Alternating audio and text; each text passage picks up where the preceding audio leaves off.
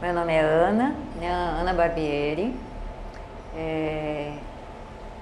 Eu sou terapeuta complementar, sou escritora também, contadora de histórias, também sou vovó, e eu falo que essa é a parte mais divertida. E algumas pessoas me conhecem por Ana dos Lobos, que é a parte da contação de histórias, né? E eu trabalho com vários ramos da terapia complementar, né? Trabalho com reflexologia, com reiki, com radiestesia, com florais, com aromaterapia. Depois eu vou falar um pouquinho mais de cada um. E eu acho que essa versatilidade é um pouco assim inata, tá acho que bem no DNA da família. Eu costumo dizer que a minha família só existe por conta de um prego, porque quando os imigrantes italianos vieram, né, do Brasil, que eles vinham naqueles navios, igual aquela novela Terra Nostra, que vinha naqueles navios apinhado de gente, com aquele bando de criança correndo para lá, correndo para cá, né? O meu avô veio num navio desses, com 4 anos, e conta a história da família, né? Que naquela criançada correndo para um lado, correndo para o outro, ele levou um tropeção e lá se foi por baixo da murada do navio. E ele só não caiu no mar porque o macacão dele ficou enroscado, preso num prego. Aquelas roupinhas que as nonas faziam de lã, costurado na mão, que aquilo durava para a posteridade, né? Ficou horas pendurado. Alguém que foi lá olhar o mar, viu ali, aiô, tomba bem, não conheço, socorro, socorro, né? E assim, por pouco que eu nem ia estar aqui. Né? Quantos anos ele tinha? 4 anos. Nossa. 4 anos.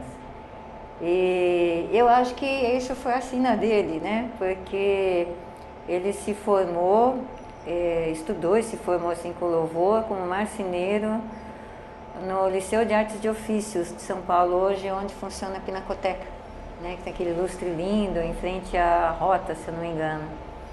Naquele tempo era Liceu de Artes de Ofícios. E desde que eu me lembro por gente, eu vivi enfiado na marcenaria dele. Então eu fui aprendendo a mexer com ferramenta, torno, morsa, grampo, plaina, pua, caibro, viga, vigote, sarrafo. Isso era um meio, né? E eu tive a grata infância de crescer num quintal bem italiano, que a gente morava na parte de cima da casa, na parte de baixo, que era no porão. Meu pai reformou, fez um apartamento para a mãe da minha mãe, a outra metade ele fez uma oficina para ele e uma oficina de costura para minha mãe. No quintal tinha a oficina do meu avô, a casa do meu avô, pulando uma casa, já era a casa da outra irmã do meu pai, que já tinha aquele bando de crianças, aquele bando de gente, tudo enfiado junto, né? E meu pai era mecânico de máquinas da Borros, né, máquinas de somar e escrever. A minha mãe é costureira, 2 avós crocheteiras, o avô marceneiro, uma tia chapeleira, um tio Orives, então tinha que dar no que deu, né? Eu gosto de mexer em tudo, então quando eu descubro que alguma coisa funciona, eu quero entender como que aquilo aplica, se aquilo traz algum benefício. Meu avô era armeiro. Armeiro. Era italiano também, descendente, né? Consertava guarda-chuva, armas. Nossa, e é uma arte, né? Eu acho que de uns 15, 20 anos para cá que a gente teve a invasão aí dos importados, nunca mais se consertou guarda-chuva, né? Mas eu lembro que antigamente passava um moço com um carrinho todo cheio de uns apetrechos lá, que ele passava, acho que de tempo em tempo na rua, com um assobio, que ele consertava guarda-chuva, né? Panela, tinha o peixeiro, eu lembro que tinha o peixeiro, que ele passava com apito também, né? Tinha o soldador de bacia. O soldador de bacia de panela, isso eu lembro. Amolador, né? Amolador, que passava afiando a canivete, alicate, né? Essas coisas não tem mais hoje, acho que faz parte de uma história, né? Acho que a gente precisa resgatar, né, essas coisas para história de família, para contar a tradição, né? É tudo, acho que muito muito pronto, muito fácil, né? E essas coisas tinham um encanto, né? Brincar na rua, na calçada depois da chuva, né? Essa parte da história também vem dos seus avós? Não tem nada a ver, é uma coisa que você... De contar histórias? As minhas duas avós eram muito versadas em duas artes que se complementam. A vovó Rosa, que é a mãe da minha mãe, era a avó dos ditados, né? Ela era uma gauchona assim, né? Daquelas bem grandes, 2x2, né? E eu lembro que às vezes eu lembro pequenininha, ela botava assim aquele dedão assim bem no meu nariz e falava assim, olha, hein, naquele sotaque dela, trate muito bem as pessoas quando você estiver indo, porque você vai encontrar com elas quando estiver vindo. Então ela tinha sempre uns ditados, né? Quando acontecia alguma coisa na escola, que eu ficava chateada, que alguma colega fazia algum diz que alguma fofoca, eu ficava tão triste, né? Ela falava assim, lascia stare porque o diavolo faz as panelas, mas não faz as tampas. Então ela tinha sempre, né, um ditado para consertar alguma coisa. E a vovó Carolina, ela era a avó das histórias. Então, tem histórias que eu me lembro que eu acho que eu deve ter contado umas 37 vezes, mas a gente se deliciava em ouvir a 38ª, a 39ª. Então, quando ela... Às vezes a gente queria, vó, faz aquele bolo assim. Depois, vó, faz aquele bolo assim, não sei o quê. Depois, faz não sei o quê. Mas você tá mais teimoso, tá mais insistente que o menino do Curió. Que menino do Curió, vó? Aí ela contava a história do raio do menino do Curió. E a gente já sabia que de cor e salteado, mas a gente se deliciava de sentar em volta dela para ela contar aquela história de novo, que ela contava com um monte de detalhe.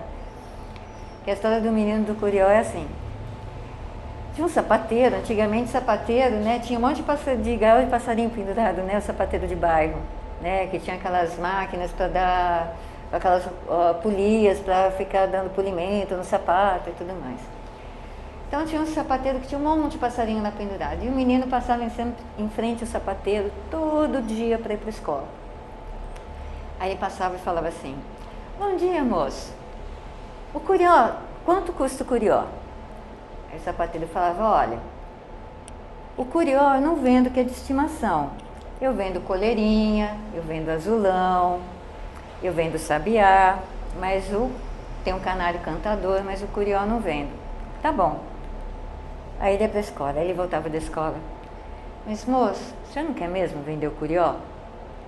Não, menino, eu já falei para você, eu vendo coleirinha, eu vendo azulão, eu vendo sabiá, eu vendo canário cantador, mas o Curió não, que é de estimação. Tá bom. Aí ele ia embora. No outro dia ele voltava. Moço, quanto custa o Curió? Olha, eu já falei que o Curió não vendo, eu vendo coleirinha, eu vendo azulão, eu vendo os outros passarinhos, mas o Curió não. Tá bom. Aí ia para a escola, aí ele voltava. Mas moço, o senhor não quer mesmo vender o Curió? Não, menino, eu já falei que o Curió não vendo, eu vendo coleirinho, azulão, canário, o sabiá, mas o Curió não vendo. Tá bom, moço. Aí no dia seguinte, ô moço, sabe o que eu fiquei pensando? O senhor não quer mesmo vender o Curió? Não, menino, eu vendo canário, eu vendo sabiá, eu vendo azulão, mas o Curió não vendo. Tá bom, moço, não fica bravo, só queria saber. Aí ele voltava da escola, mas moço, tem certeza que você não quer mudar de ideia? Não, menino, eu só vendo coleirinho, azulão, canário cantador, sabiá, mas o Curió não vendo. Tá bom, no dia seguinte o menino apontou na porta, ô moço, faz o seguinte, leva o Curió, leva aqui a ração, mas some da minha frente. Então a gente atormentava muito ela vinha com essa história, né? E a outra, que às vezes ela mandava a gente ficar muito quieto, fica quieto, menina. Vó, não sei o que, tá fazendo bagunça. Fica quieto, menino. Ai, vó, deixa aqui não sei o que, e atormentando ela. Daí a pouco ela falava assim, mas você é mais teimoso que a mulher do piolento. E a gente falava assim, mas que mulher do piolento? Aí ela sentava para contar a história da mulher do piolento, que dizia, né, que duas fazendas eram vizinhas, né? E o pai, um fazendeiro muito rico, pensando em aumentar os bens dele, aumentar, né, os ganhos, as posses, resolveu casar a filha com um fazendeiro vizinho, que era muito rico. Só tinha um problema. Ele morava sozinho, era muito descuidado, desmazelado. Mas mesmo assim ele tratou o casamento. E lá foi o casório e tudo mais, aquele homem barbado, sujo, desmantelado, desmazelado, todo maltrapilho, né? Se casaram, foram para casa na charrete, entraram no quarto, lá foi a noiva com a camisola da noite, né? Naquele tempo se usava. E sentou, né? E o marido lá, mulher, vem cá e me dá um beijo. E ela falou, não dou. Ele falou assim, por que não? Por quê? Porque, olha você tá sujo, barbado, fedido, com bafão e além do mais é piolento. Ele, olha mulher, sou teu marido agora, não me chame de piolento. Mas ele é piolento sim. Olha, não me chama de piolento, senão você vai ver o que eu faço. Vem cá me dar um beijo. Ela, não vou. Mas não vem por quê, mulher, agora sou teu marido? Porque você tá sujo, fedido, maltrapilho, barbado, cabeludo e piolento. Ele falou, se você me chamar de piolento de novo, eu te amarro e penduro no poço. Ela, já me dá um beijo. Não vou. Mas não vem por quê, criatura? Porque você tá sujo, barbado, fedido, imundo, maltrapilho e piolento. Ah, mulher, vem cá, arrastou ela pela mão, levou ela lá pro lado de fora, passou uma corda nas mãozinhas dela, passou por cima da viga do poço, falou assim, ó, sua última chance, hein? Vai me dar um beijo agora ou não vai? Senão te jogo dentro do poço. Ela falou, não vou. Por que, mulher teimosa?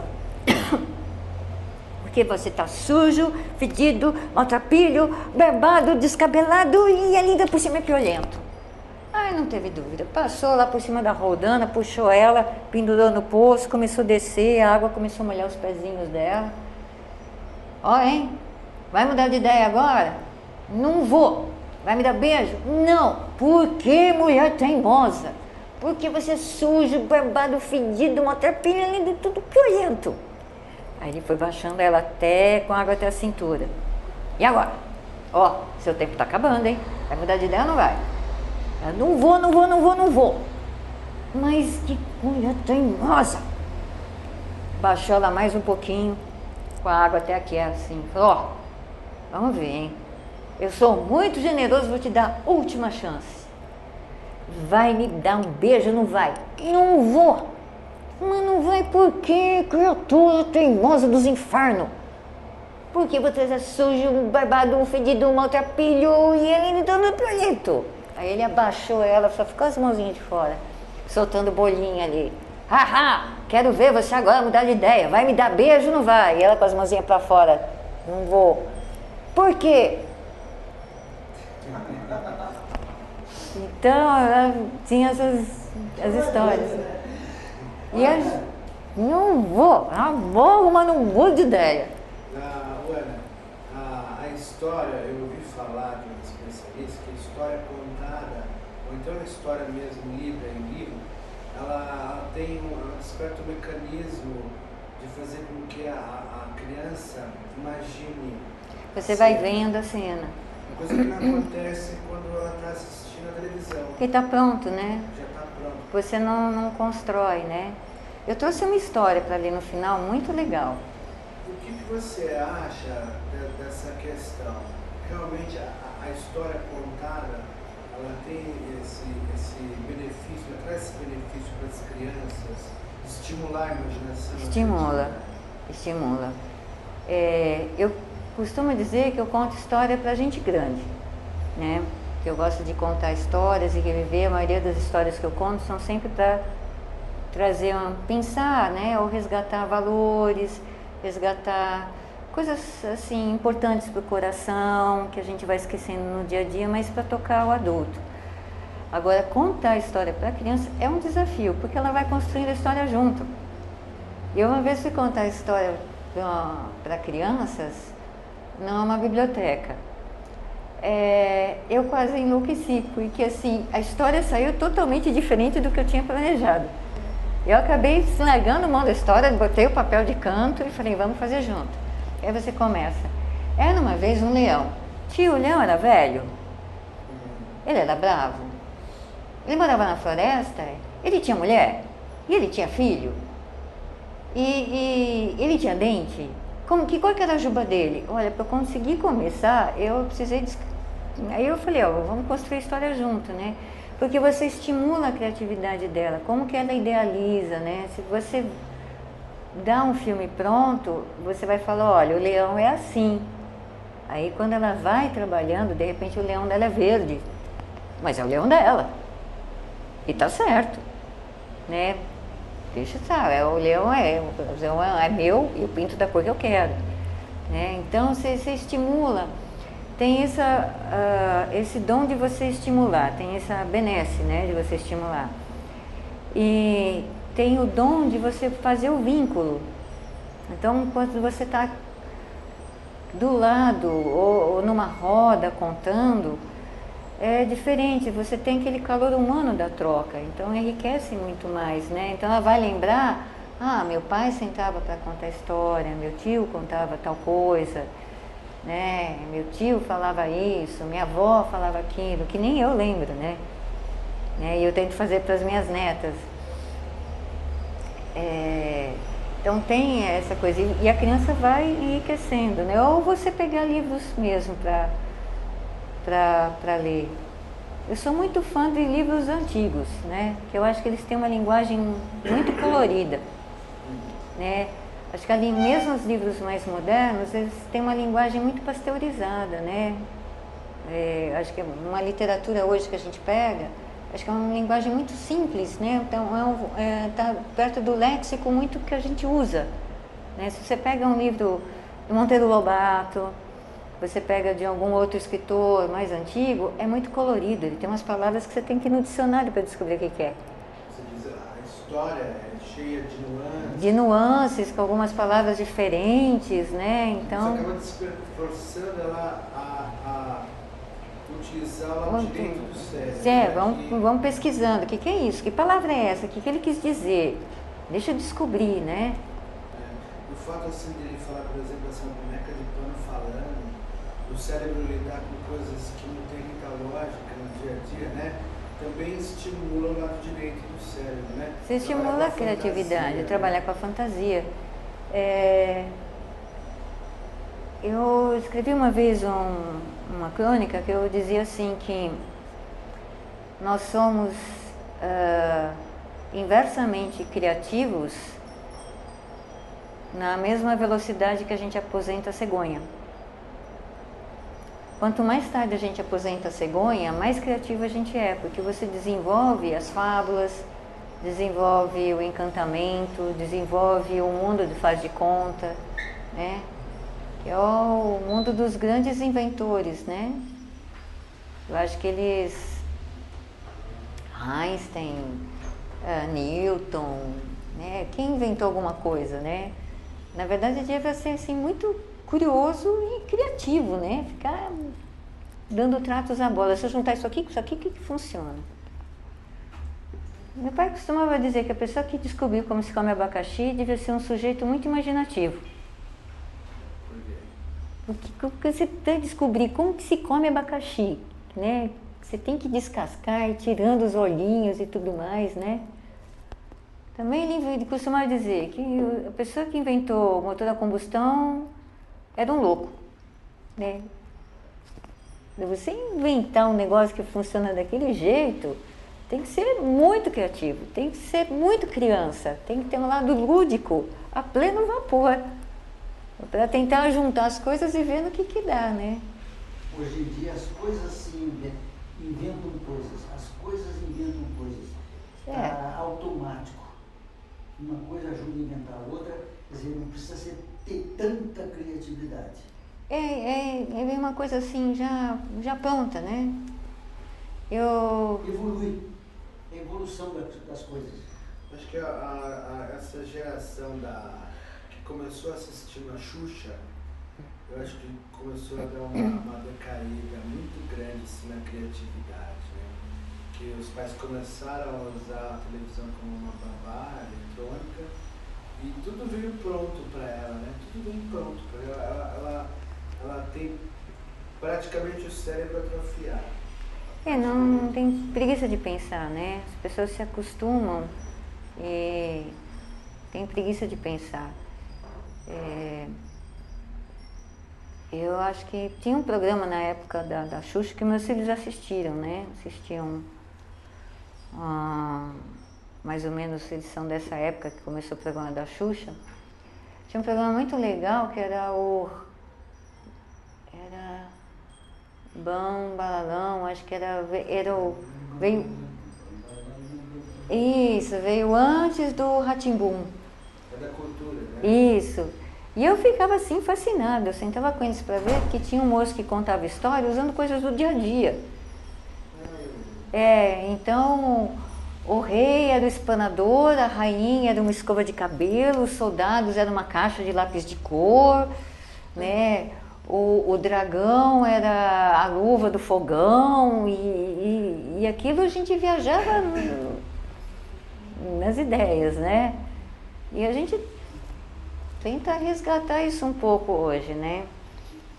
Eu tenho uma filha de 31, um filho de 32, de 30, tenho 3 netas, tenho uma de 12, uma de 10, uma de 3, e em abril vai chegar mais um que tá lá do outro lado do mundo, né? Então às vezes a gente tenta resgatar essa coisa, né? De sentar e brincar junto, principalmente para pequenininha, né? Fazer um faz de conta, entrar na viagem, viajar, né? No bonde dela, onde é que vai o bonde dela, né? E qual que é a diferença de contar a história para a criança e para o adulto? A criança ela vai construindo junto, ela te pergunta muito, ela quer muitos os detalhes. O adulto, ele se permite entrar na história, ele se permite sentar na cadeira e ir no trem que você está levando. Eu fiz uma vez uma apresentação, foi num aniversário de casamento, e me contrataram para contar história, né? E então eu fui lá fiz uma túnica assim, né, meio árabe, uma coisa assim, amarrei uns pano aqui na cabeça. E a ideia que a dona da casa deu era que eu me misturasse ali nos convidados. E quando ela me desse o sinal, eu começava a passar por entre os convidados contando história, né? Então eu comecei a contar muitas histórias de Mabata-Ram, né? Umas histórias de lendas do deserto, lendas assim de beduínos, de príncipes, de califas. E eu convidei as pessoas, né, que se permitissem viajar num tapete mágico. Mas que para viajar nesse tapete mágico, a gente não poderia ir com essa roupa. A gente tinha que ir de princesa, de califa, de sultão.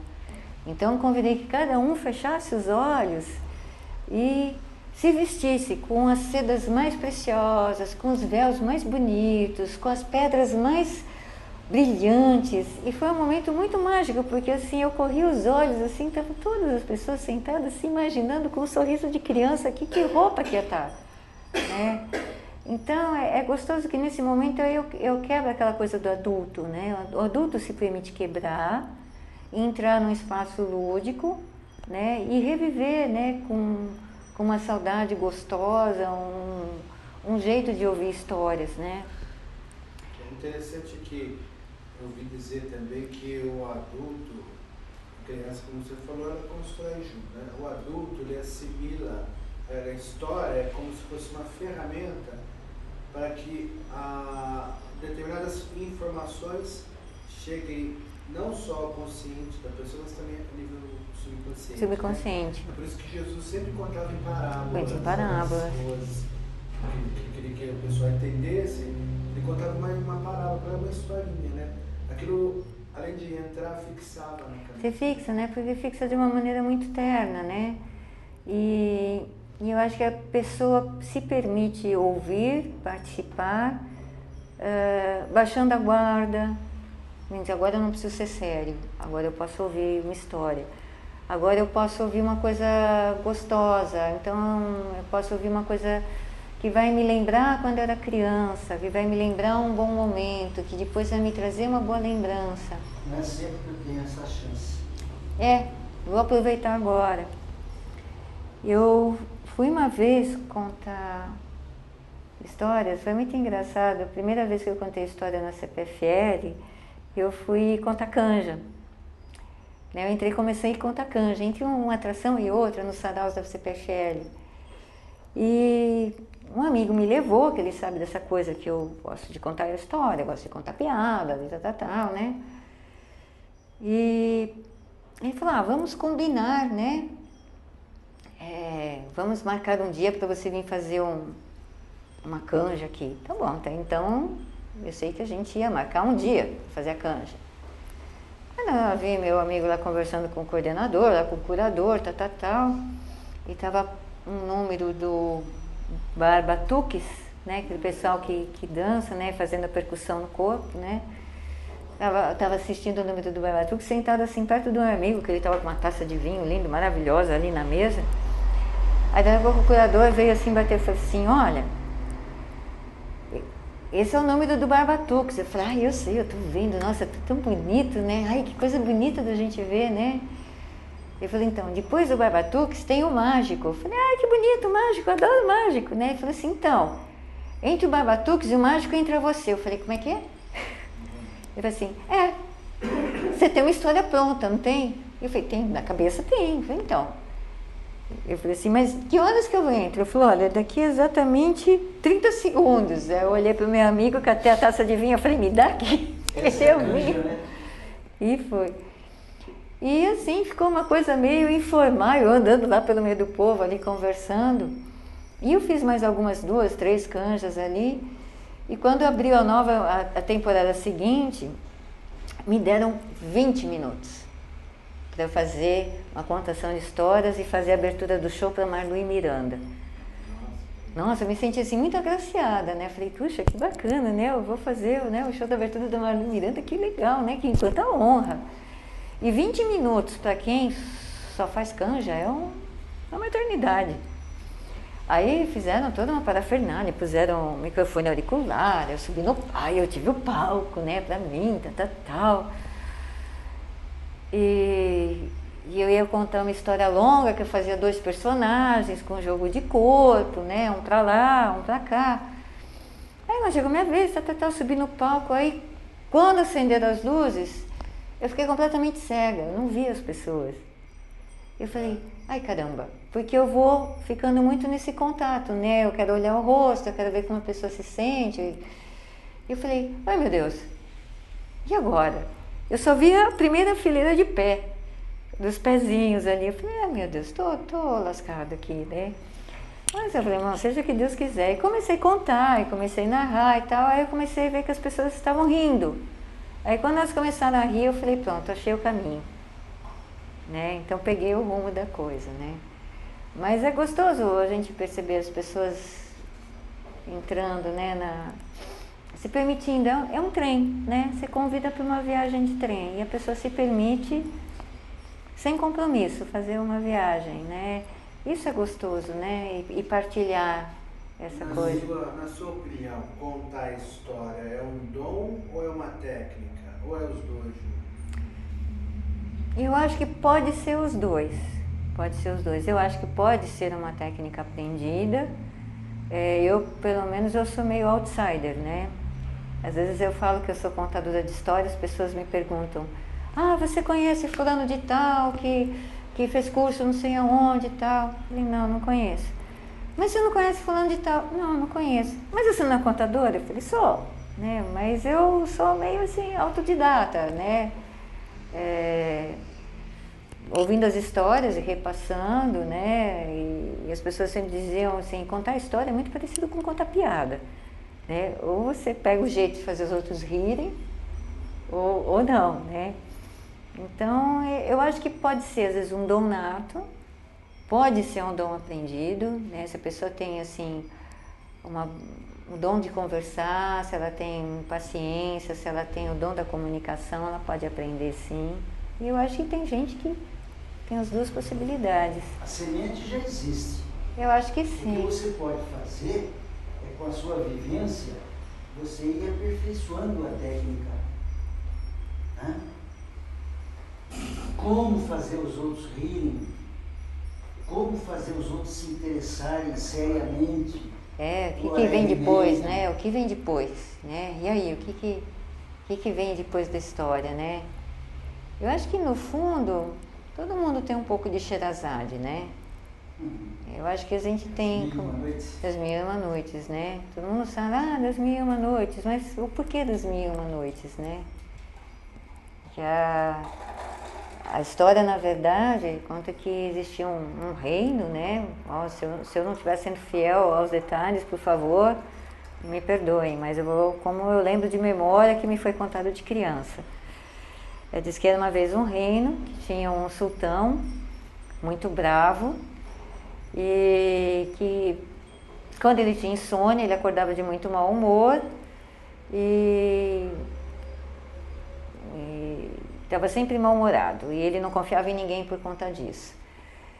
E como ele andava sempre de mau humor, ele não confiava nas pessoas, ele achava que ninguém era digno de confiança, então ele queria casar, mas como ele achava que nenhuma mulher, nenhuma pessoa era digna de confiança, passada a lua de mel, ele se mandava decapitar a pessoa, porque ele achava assim que ele nunca seria traído.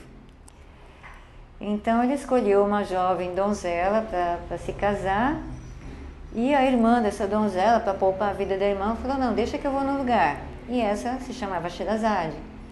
Mas ela era muito boa de papo, de conversa, e na noite de núpcias ela resolveu entreter o sultão, contando uma história, e o sultão começou a ficar tão entretido, que ele falou, não, quero saber mais, quero saber mais, quero saber mais. E assim, ela foi contando histórias, e uma história emendava na outra, e ele entretido com a coisa, prestando uma atenção, quando foi dar pela conta, o dia clareou. Ele falou assim, nossa, passou a noite, e a gente passou a noite conversando, mas eu quero saber como termina essa história. Ela falou, essa história eu só vou contar na próxima noite. E ali foi se indo, na próxima noite, ela começou a contar a história, aquela história engatava numa outra, que engatava numa outra, e assim amanhecia o dia. E assim foi se indo de dia em dia, se somando as semanas, os meses, os anos, até que mais ou menos perto da 1000ª noite, o sultão se deu conta de que ele tinha uma excelente companhia e que era uma pessoa digna de confiança e que ele podia afastar os temores, porque afinal de contas nem todas as pessoas eram más e nem todas as pessoas eram maldosas, e que as pessoas em essência tinham bondade, né? E que ele podia se confiar. Então ele quebrou essa regra e ele acaba se casando mesmo, mantendo a Sherazade, extingue a pena de morte e acaba fazendo história como um rei muito bem-humorado e sábio, né? Então acho que todo mundo tem um pouquinho de Sherazade, de ter o dom de espicaçar a curiosidade, né? Onde vai chegar isso, né? E sobre as técnicas, você conhece alguma coisa? Você pode falar sobre alguma coisa sobre a técnica? Você conhece alguma coisa sobre a técnica? De contar a história? Não. Tudo que você sabe é na prática. É na prática. Eu falei assim, isso aqui não está dando certo. Vamos tentar de outro jeito, vamos tentar outra abordagem. Isso aqui não funciona, deixa eu tentar, isso aqui não funcionou, ninguém riu. E alguma coisa eu falei errado, né? Então, a gente arrisca, não funciona. De técnica, realmente, não sei. Eu sei que na Unicamp parece que tem uma cadeira de formação, de contação de histórias. Mas eu nunca tive a oportunidade de travar contato com ninguém de lá, né? Isso que eu ia perguntar também. Parece que o contador de história, ele virou uma profissão, né? Tem o pessoal que conta histórias, e assim, difundiu bastante. Tem, acho que os Doutores da Alegria também contam histórias. Tem grupos que vão em hospitais também, hospitais principalmente infantis. Velhinho, idoso, né? Lá dos velhinhos, lá dos idosos, eles adoram que vai alguém contar história, só que eles são diferentes, eles vão contando para você. Você começa a contar, não, mas deixa que eu sei essa parte. E aí eles vão contando, né, a história ali para vocês, né. Então é muito assim, gratificante, né, de poder trocar. Mas acaba virando mesmo uma profissão hoje em dia, né. Mas eu gosto dessa coisa de vamos ver onde que vai chegar, né, sentar com a nota e com... Tinha um artista, era um mulato, assim, acima do peso, meio gordo, e contava histórias. Ah, eu sei. Mulato. Eu sei quem que é. Bem gordinho. Eu sei. Ele falava assim, senta que lá vem história. Ele mesmo. Eu mandei uma história uma vez para ele chegou ali no ar também. Eu assisto aquele programa Senhor Brasil. E aquele camarada tão antigo, mas ele é louco. Rolando Boldrin, Caos. Espetáculo. E ele conta tão bem. Nossa. Ele vive. Para contar causa também. Conta causa é um dom. Mas é a mesma coisa. É meio interessante. Eu, uma vez, né, o único caso que eu sei contar, na verdade, é um caso que quem me contou foi o Donizete. E o Donizete, ele era genro do seu Elísio, que era capataz de uma fazenda lá em Guarantã, perto de Cafelândia. Cafelândia, por sua vez, fica pertinho lá de Novo Horizonte, né? Tem aquele Novo Horizontino, né? Do time tal. E naquele miolinho ali, que ele era muito conhecido, né? Tinha Pongaí, que era uma cidade, tinha Uru, que também é uma cidade pequenininha, né? Você entrou, já tá saindo. E o seu Elísio, daqueles capatazes assim, bem, né, grandão também, né? Um guarda-roupa de gente, né? Daqueles de meter medo, assim, na pionada, né? Mas assim, de um coração assim tão terno, de se enternecer com criança, né? E ele tinha um genro que era o Donizete. O Donizete era um daqueles sujeitos bem enrolado mesmo, né? Aqueles meio atrapalhados. E o Donizete uma vez foi trabalhar puxando carga de madeira, com um caminhão, puxando, né, tábua de carga de madeira. E a carga toda enlonada, toda amarrada e tudo mais. E o caminhão dele era, acho que meio velho, a carga pesada. Ele pensou em chegar até um posto de combustível, mas não conseguiu chegar no destino dele. Então ele acabou demorando e acabou anoitecendo, então ele resolveu parar embaixo de uma árvore, né? Ele falou, tem uma árvore, tem um rio aí, né? Então aqui acho que tá bom, porque amanhã tem água aí para eu lavar, né? Me banhar, eu vou ficar aqui perto da árvore. Puxou a cortina da boleia, fez suas orações, deitou e dormiu, dali a pouco assim ele sentiu assim, o caminhão balançar, né? Sobe que desce, desce que sobe, sobe que desce, desce que sobe, sobe que desce, desce que sobe. Ele falou, uai, o que está acontecendo? Ele falou assim, já sei. Estão tentando roubar carga. Aí ele catou lá o facão dele, saiu de fininho da boleia, deu a volta assim. Deu um pulo assim em cima do caminhão, não tinha nada. Ele falou, ai, que ladrão danado. Acho que percebeu que estava saindo do caminhão aqui e foi-se embora. Menos mal, vamos voltar a dormir. Deitou de novo, puxou a cortina outra vez, dali a pouco começa o caminhão.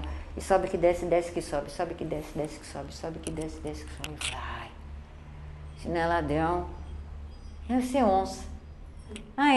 Tô para embaixo da árvore, dessas onças pintadas que estão pulando aqui em cima do caminhão, né? Já sei, catou lá uma garrucha velha que ele tinha lá, que dava tiro de sal, catou, deu uma volta, ela subiu lá de mansinho, em cima da carga. Ué, não tem nada.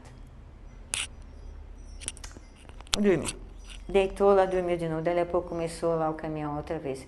E sobe que desce, desce que sobe, sobe que desce, desce que sobe, sobe que desce, desce que sobe. Ele falou, ai gente, será que esse ladrão voltou? Saiu de novo com o facão na mão, outra vez deu a volta, olhou, estava tudo com a corda amarrado, né, com a lona enlonado, tudo bonitinho. Falou, mas será o Benedito?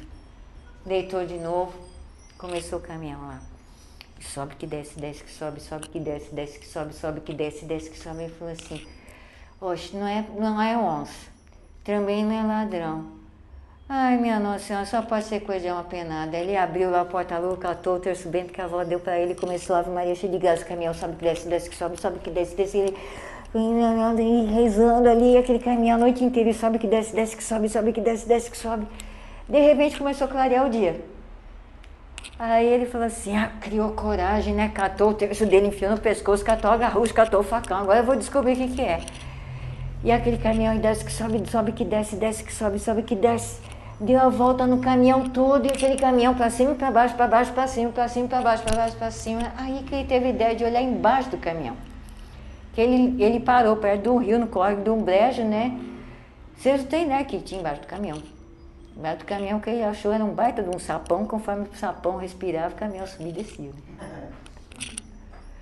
Então, o caos, né? Você vai contar caos e ali vai... Já sapo, mas era um baita de um sapão, né? Conforme o sapão respirava, o caminhão ia para cima e para baixo. O caos, eu acho que se diferencia um pouquinho, assim, da... É um tantinho de exagero, né? Porque o caso do exagero. É um tantinho de exagero. É um tantinho de exagero. Mas fora isso, o contador de caos e o contador de história... Praticamente eles são primos, tudo parente. Né? Já são 9h10, passou super rápido. Então, se você quiser deixar alguma coisa a mais para encerrar, uma conclusão, uma coisa... Tá, eu gostaria sim. Eu gostaria de... vamos ver se dá tempo de uns 5 minutinhos para ler uma história? Dá sim. Então tá bom. Se a Maria Clara não quer escutar a história, vai contar a história agora. O que aconteceu? Quer ver a história?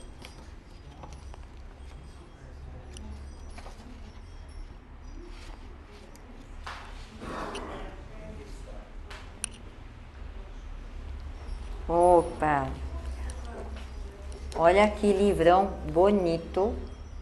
Esse livrão aqui de 1951, que é de uma coleção que eu ganhei do meu pai, do Maupassant, que a gente conhece o Maupassant, quase todo mundo para o homem que calculava, né? Mas ele tem vários livros. Esse aqui se chama Lendas do Deserto. E eu escolhi essa história, que é uma das minhas favoritas do livro aqui. Ela se chama O Fio da Aranha. É uma lenda hindu. Kandata, o Facínora, tendo expirado sem mostras de arrependimento, foi pela imutável justiça atirado à região sombria dos eternos suplícios. Durante muitos séculos, suportou indiferente os tormentos do inferno. Um dia, porém, o seu coração empedernido foi tocado por um tênue raio de luz de arrependimento. Ajoelhou-se e implorou, em prece fervorosa, a proteção e misericórdia do Senhor da Compaixão. No mesmo instante, surgiu-lhe a figura radiosa de um anjo que lhe disse: O Senhor da Compaixão ouviu a prece humilde que acabas de proferir, e aqui estou para salvar-te dos castigos tenebrosos do inferno. Ó Kandata, no decorrer das tuas vidas anteriores, houve dia que tivesse assistido a uma única boa ação tua, por mais pequena que fosse. Ela te ajudaria agora, livrando-te dos tormentos que, sem tréguas, te afligirão. Mas nunca esperes ver cessados os sofrimentos atuais, consequência do teu passado, se conservares ainda sentimentos de egoísmo e se tua alma guardar ainda a impureza da vaidade, da luxúria e da inveja. Dize-me, ó Kandata, se queres sair daqui, qual foi, acaso, o ato de bondade que em vida praticaste? Pelo Deus da misericórdia, exclamou Kandata, cheio de profunda humildade e tristeza, jamais pratiquei em minha vida passada qualquer ato digno ou louvável. A minha existência foi um rosário interminável de crimes e infâmias de toda espécie. Kandata, continuou o anjo, procura rememorar miudamente todas as ações do teu negro passado. Basta um ato verdadeiramente bom de tua parte, um só, para que obtenhas o perdão de Deus. Alguma vez socorreste com esmola o desprotegido da sorte? Nunca, murmurou Kandata com voz sucumbida.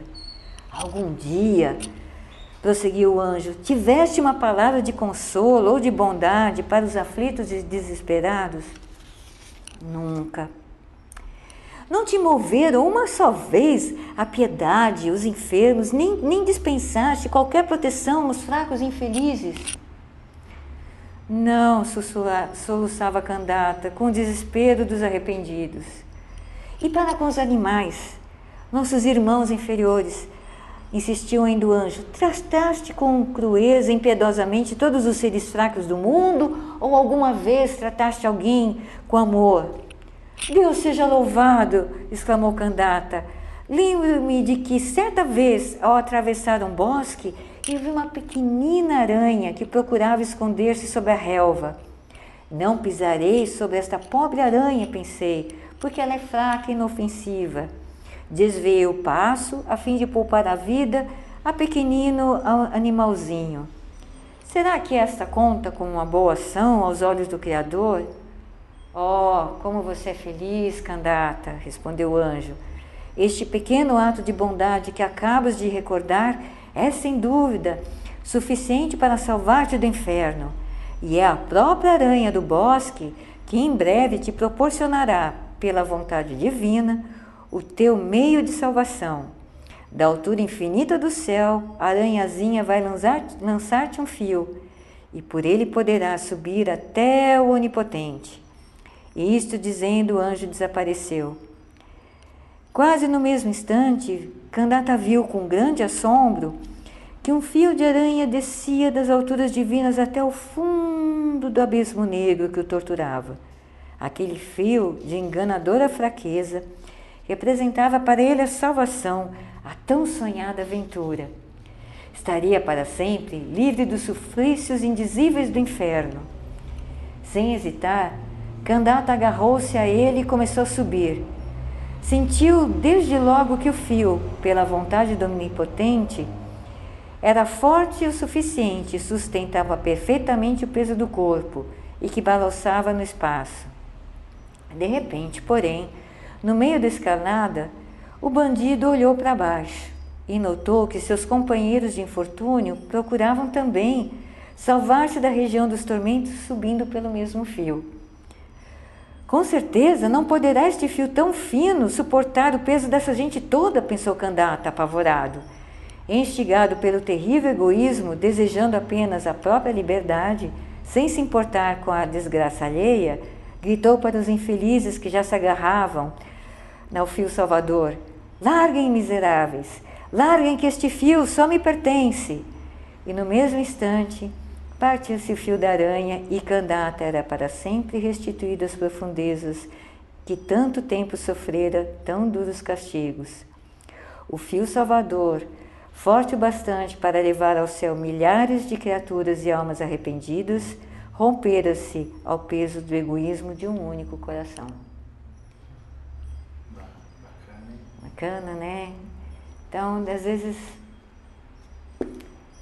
uma só coisa a gente pensa que pode não ser importante e pode alcançar tantas pessoas, né? A gente está sempre lançando sementes ao redor o tempo todo.